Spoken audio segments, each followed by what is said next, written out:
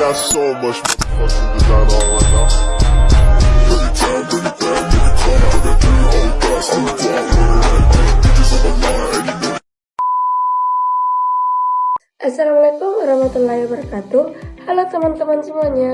Di video kali ini aku mau ngobrol sedikit tentang dampak perang atau war terhadap perekonomian global.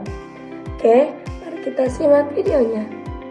Kalau dengar kata perang, pasti yang terbayang itu hal-hal berat seperti konflik, senjata, dan negara yang sedang bertikai.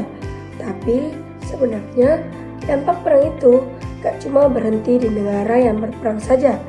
Dunia luar, termasuk kita, juga bisa ikut merasakan dampaknya. Pertama, perang bikin kondisi ekonomi global jadi kurang stabil. Banyak kegiatan ekonomi yang terganggu, mulai dari produksi barang sampai perdagangan antar negara yang tidak lancar.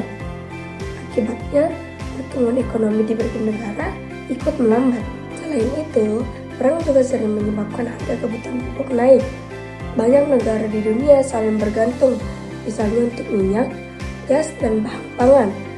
Kalau negara pemasok sedang berperang, pasokan jadi berkurang dan harga pun naik. Dampaknya bisa langsung kita rasakan seperti harga BBM yang naik dan biaya hidup yang terasa makin mahal. Perang juga memicu inflasi dan ketidakpastian ekonomi karena situasi dunia yang tidak stabil. Investor jadi lebih berhati-hati dalam menanamkan modal. Akibatnya, nilai mata uang bisa melemah dan harga barang impor menjadi lebih mahal. Selain itu, negara yang terlibat perang harus mengeluarkan biaya besar untuk kebutuhan militer.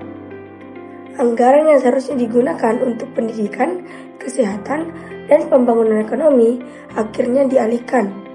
Dalam jangka panjang, hal ini bisa menghambat pembangunan dan menurunkan kesejahteraan masyarakat. Dampak lainnya, perang juga berpengaruh ke lapangan pekerjaan. Banyak perusahaan yang terdampak kondisi ekonomi, sehingga mengurangi produksi bahkan melakukan PHK. Hal ini membuat tingkat pengangguran meningkat dan daya beli masyarakat menurun.